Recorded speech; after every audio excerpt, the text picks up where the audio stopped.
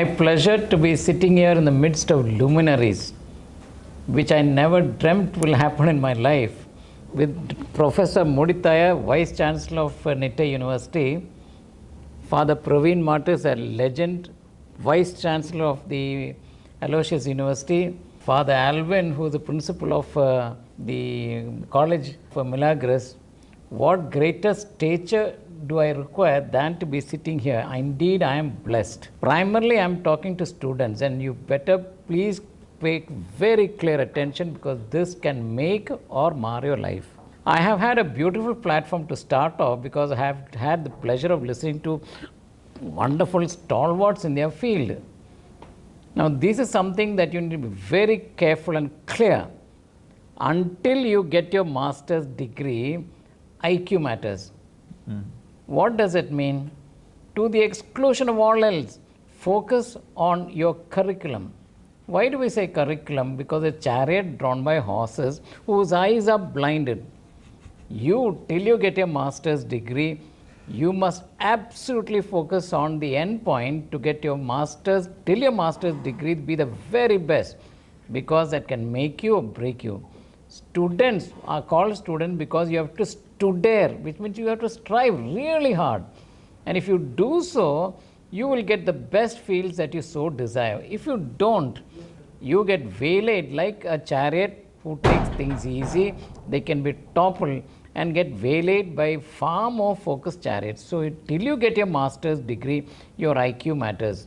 I have come across students who in the middle took things easy, got distracted by the wonderful city of Bangalore, and at the end of it, their marks were not so demanding, and they did not get what their target is. That's one.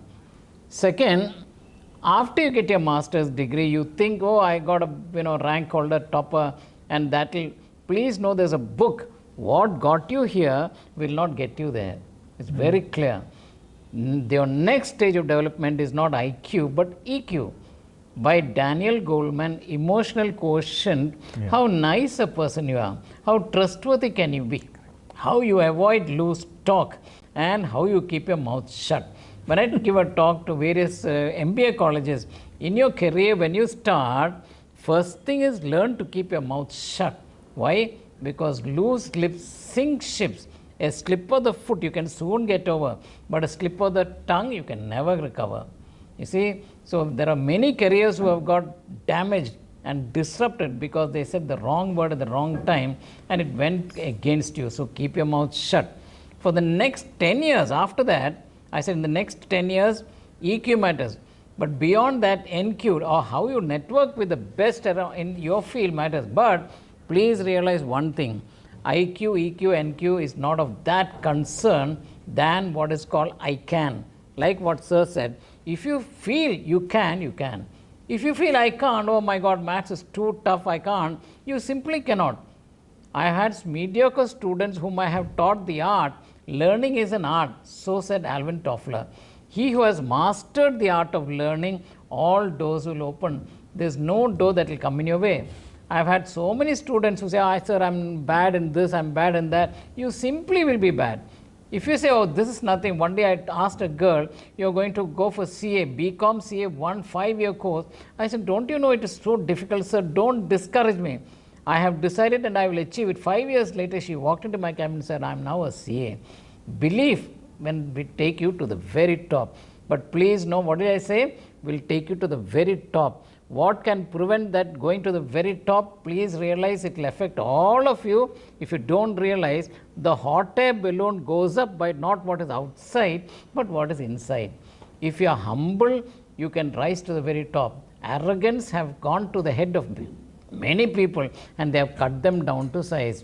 I do not know how my mother got this idea when I was in the 3rd standard. Sometimes I cannot hold my emotions back. In my 3rd standard, my mother said, do you know the true meaning of Christianity? I know how she got that idea.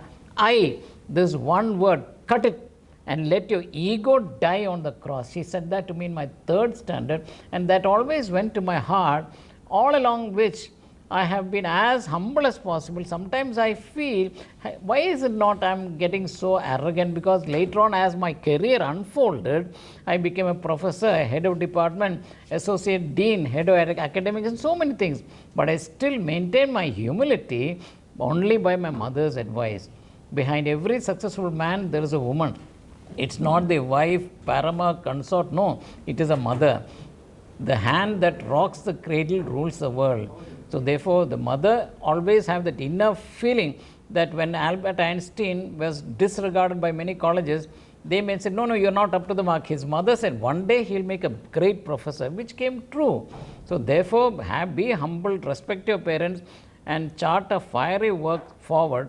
But eventually, because of your success, tons of money. Is money everything? To a large extent it is, but tons of money will come your way.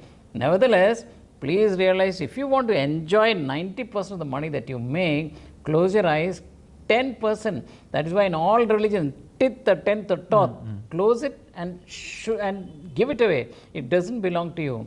If you do that, 90% will remain with you to enjoy the benefits and wonders of life which life has to offer. So therefore, now lastly, I need to focus on one thing.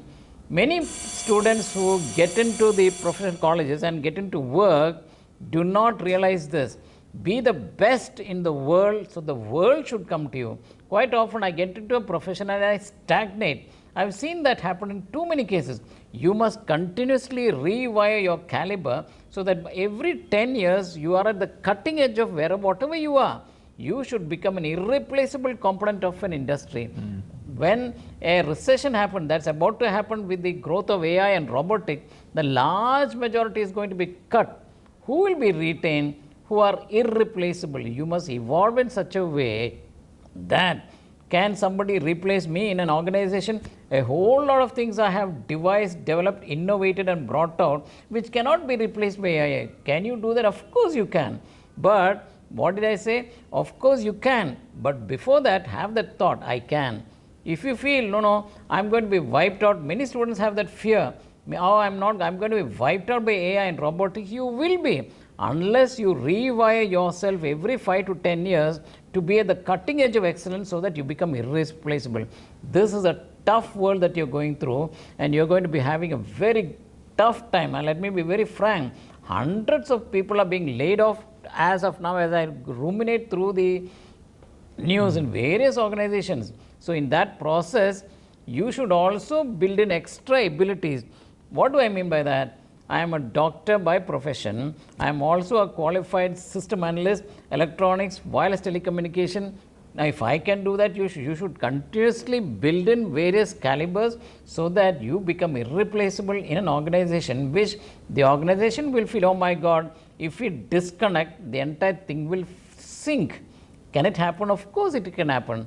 So in that regard, you are the captain of your ship, you are the master of your destiny. You chart the path that your footpath will trod. No one can save you from error or sin unless you listen to the spirit within. Mike, thank you so much. It's been a pleasure this morning.